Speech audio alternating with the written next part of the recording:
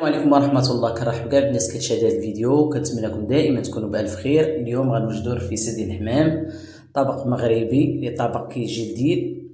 غنبداو على بركة الله على 7 الحمامات اللي غسلتهم ووقفتهم بشوية الملح والحامض وخليتهم تقريبا واحد 15 دقيقة باش كتحيد منهم ديك الريحة ديال الحمام. شوية فيه واحد الريحة اللي شوية مجهدة. كنرقدوهم، وعندي بالنسبه للعطريه ديال البزار، الخرقوم، واحد الطويمه، زعفران، الملحه، سكينجبير، زيت الزيتون، السمن والمساخن، الحلبه، الثومه، العدس، وعندي 7 الفراخ ديال الحمام، وعندي كيلو ديال البصله. غنبداو على بركه الله. غنعطيكم المقادير والطريقه ديال التحضير. وإلا جربتو الرفيسه بهذه الطريقه راه كتجي شي حاجه اللي لذيذه. عندي تقريبا 3 ديال العدس اللي نقيتها وغسلتها، وغنديرها في كوكوط ونضيف ليها الماء وغنخليها تقريبا واحد مني غنردها فوق البوطه. مني الصفاره كتبدا الدور صافي كنطفي عليها وكنصفي داك العدس باش كنحيد منه العدس. دائما الا سلقتوه راه ما كيضرش في المصران، كيتحيد منه داك لي غاز. دائما نسلقوا العدس، واخا نبغيو نطيبوه غير بوحدو نسلقوه، نحاولوا شويه غير يطلق تطلع ديك الغاليه صافي كنصفيو عاد كنديروا لاصوص ديالو. دابا انا غنحطو فوق البوطه كما قلت لكم، وغندوز معاكم باش نشرملو الحميمات ديالنا. مهم ملي تحطو كما قلت لكم واحد 5 دقائق غير كدور عليه الصفاره صافي كنطفيو عليه. دابا غنحطو فوق البوطه وغنرجع معاكم.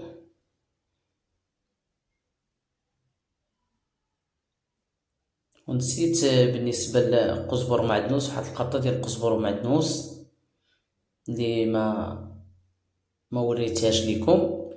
دابا غنبداو ناخذو في العطريه. غناخذ ديك الطويمه اللي عندي ديال الزعفران وغنضيف ليها واحد نص كاس ديال الماء.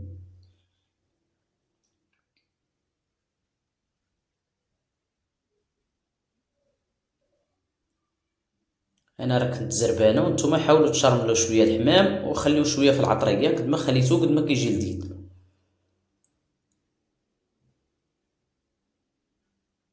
كندوب هذيك الطويمه فيها واحد نص كاس ديال الماء، وغنضيف واحد نص معلقه ديال البزار. هذه معلقه صغيره، نص معلقه ديال البزار، شويه ديال زعفران ملون، اللي عنده زعفران الحر يدير شويه. المهم هذا كيعطي اللون باش ما تجيش الرفيسه كتبان اللون ديالها ابيض. الخرقوم او الكركم غنضيف منه معلقه ونص صغيره. سكينجبير نفس المقادير معلقه ونص.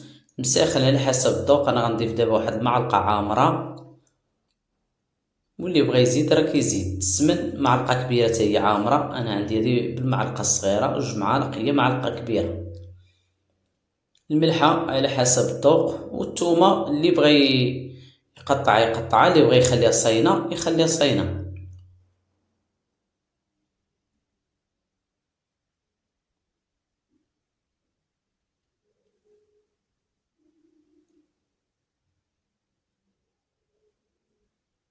صافي هي العطريه اللي كنرقدو فيها الحميمات ديالنا.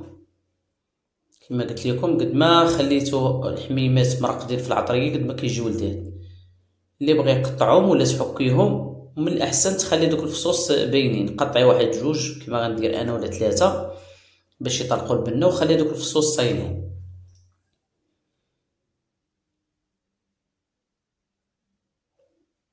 صافي وغنخلط هكا العطريه وغنبدا نحاول ندخلها في دوك الحميمات، نمرمدهم مزيان بالعطريه ونغطيهم ونخليهم. اما بالنسبه للعدس راه ملي غنسلقو غنحاول نصفيه وغنزيد ليه الحلبه ونزيد ليه شويه الماء، شويه لاصوص ديال فاش غادي يطيبوا هاد الحميمات. نتوما غتشوفوا معايا كيفاش الطريقه اللي غندير. اللي بغى يدير كلشي في الكوكوط راه يمكن ديري البصله والعدس غير الحمام راه ما كيتعطاش في الطياب. الا كانوا وليدات صغار تقريبا 10 دقائق حاول تطفي عليهم، كانوا شويه غلاط راه كيحتاجوا حتى 20 دقيقه.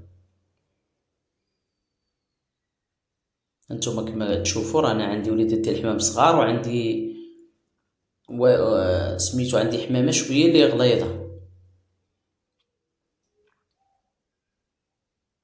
صافي كنحاول ندخل لهم هذيك العطريه كما كتشوفوا.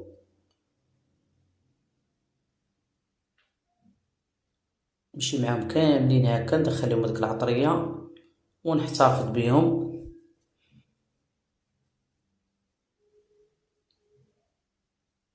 اما بالنسبه للبصله عندي كيلو، غناخذ واحد جوج ديال البصلات اللي غنقطعهم شويه رقاق، هما اللي غنقلي فيهم. نحاول هذا الحمام يتقلى مزيان باش يشرب هذيك العطريه.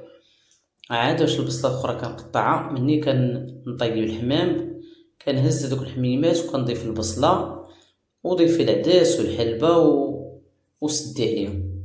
بغيتي طيبي العدس بوحدو والحلبه كطيبيهم، وكتخلي البصله في هذيك لاصوص. ملي كتنزلي تهزي الحمام كتضيفي البصله وكتخلي لاصوص ديالك حتى كيعقد، والبصله حتى كطيح مزيان، وكتولي عندك واحد المريقه اللي خاطره. كما شفتوا كما قلت لكم هاد البصله راه غنقطع غير جوج بصلات صغار اللي فاش غنقلي الحمام، والبصله الاخرى غنخليها حتى نحيد الحمام ملي كيطيب عاد كنضيفها. المهم حاولوا، انا حاولت نقطعها شويه، ما بغيتش نقطعها غليظه، كنحاول شويه كما كنقولوا كنشلضوها يعني شويه رقيقه، وانتم ديروا ليها كما تبغيو. المهم راه غير باش ما تنساش ليا الطياب وصافي. باش في الساعه كتنزل مع الحميمات. دابا كنمشي كما كتشوفوا، ها هو الحمام ديالي مني رقدتو. غناخذ دابا واحد الكوكوط وكنضيف ليها البصله والحمام كنقليه. هذا العدس ديالي من بعد ما دارت ليه الكوكوط حيدتو صفيتو،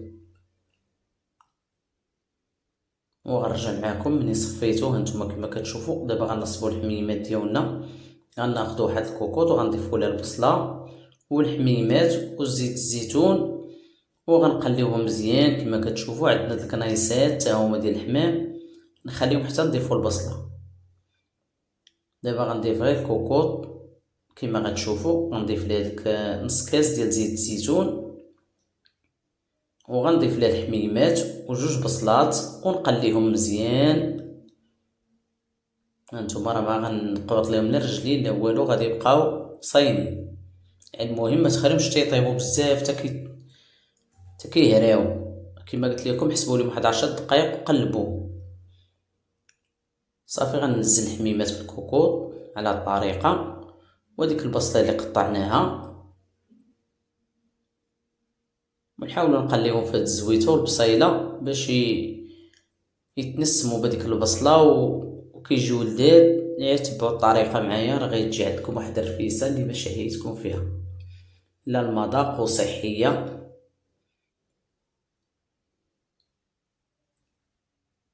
صافي دابا غنديها فوق البوطه ونحاول نقلي الحمام مزيان. عاد باش كنروي عاش كنزيد الماء وكنزيد القزبر ومعدنوس وكنسد الكوكوط ديالي. من بعد دابا كما قلت لكم البصله ديالي غنقطعها نوجدها باش ملي يطيب ليا الحمام كنحيد الحمام وكنضيف البصله.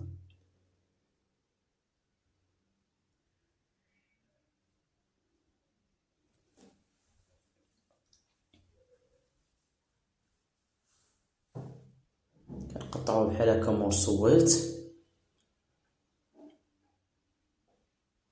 مع البصله. ملي كتكون بقى فتيه راه في الساعه كتنزل، وملي كتكون ملي كتبدا البصله كتقصيح كتبقى شويه شاده في راسها. هادشي الا بغينا واحد لاصوص يجي خاتر نحاولوا نقطعوه شويه رقيقه. كما كتشوفوا قطعتها غير مربعات.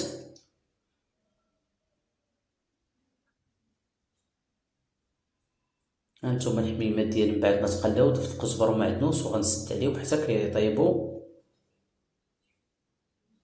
هذا باش كنهزهم وكنضيف البصله كما قلت لكم.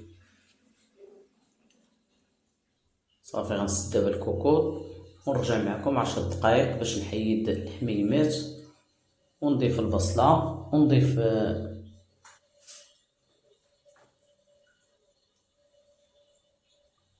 هانتوما بعد 10 دقائق قلبت دوك الحميمات لقيتهم دخلهم طيب. انا غنحيدهم، حيدتهم من الكوكوط. وعاش غنضيف البصله ديالي ونزيد شويه لاصوص وكنسد الكوكوط. بغيتو ترميو حتى العدس والحلبه يمكن ترميوهم. المهم كنحيد دوك الحميمات وغنحيد ديك القبيطه ديال القزبر ومعدنوس، واللي بغى يخليها من السنبيح حتى الاخر وتحيديها حيديها، بغيتي تحيديها دابا حيديها.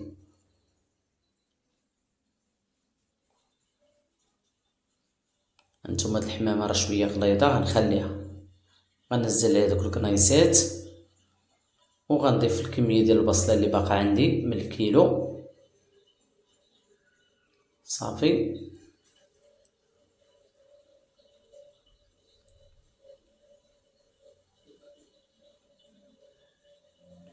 العدس ديالي كما قلت لكم ملي سلقتو تا هو بغيتو تضيفو والحلبه ضيفو الكوكوط.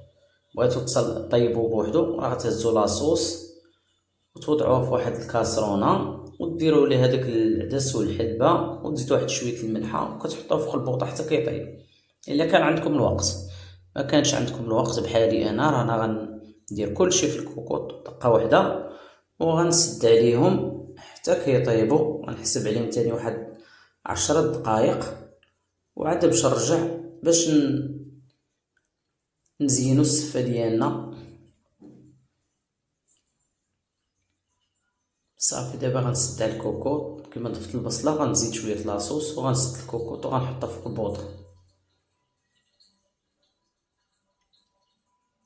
المهم ملي تضيفوا البصله حاولوا طيبوا الماء، يكون الماء سخون ما يكونش بارد، هو باش غادي نرويو ولا باش غنزيدو لاصوص. كنذوقوا الملحه نشوفوا واش ناقصه باش كيطلع عندنا لاصوص بنين. الا كانت ناقصه نزيدو شويه الملح. وغنرجع معكم المسمن راه عطانا في القناه وكلشي كيعرف يصايب المسمن. المهم خصو المسمن ما يكونش غليظ، يكون بحال هكا بحال الورقه. تحاولوا تورقوه مزيان. العجينه راه معروفه، كنديروا كيلو ديال الفورص وكندير غير ربع ديال القمح والملحه صافي، وكندلكها مزيان وكنديرها في واحد البلاصتيك وكنخليها شويه حتى كترخف. وكنديرو مسمن عادي مربع، اللي بغى يديرو دائري راه كيحاول يورق مزيان. المهم الرفيسه دائما الواحد يوجد المسمن قبل بليله. ودابا غنبداو نسقيو في المسمن ديالنا ونزينو بشويه البيض واللوز. ونتمنىكم ان شاء الله تجربوا هذه الوصفه وبالصحه والراحه. طبق مغربي كلشي يعني كيعرفوا الرفيسه ديال الحمام من ألذ الاطباق. نتمنىكم ان شاء الله تجربوها. كنشكر كاع الناس اللي كتدخل عندي القناه وكتشجعني، جزاكم الله كل خير. ونتلاقاو في فيديو جديد ان شاء الله، والى اللقاء.